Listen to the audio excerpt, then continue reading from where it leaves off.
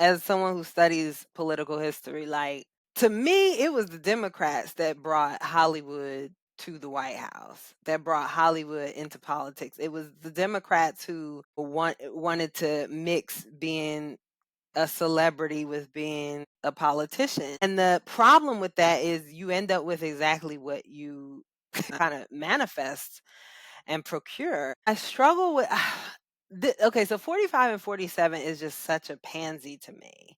Like a puppet. I struggle with really seeing him as a true politician. I feel like he's being used, and we have turned running for president or running for election, running for any elected office into we've Hollywooded it. Let's be honest. I mean, with the concerts and I'm sitting there all night like, "Come on. I gotta watch 2 hours of people for you to come on here and talk for 7 minutes?" Like, I'm ticked,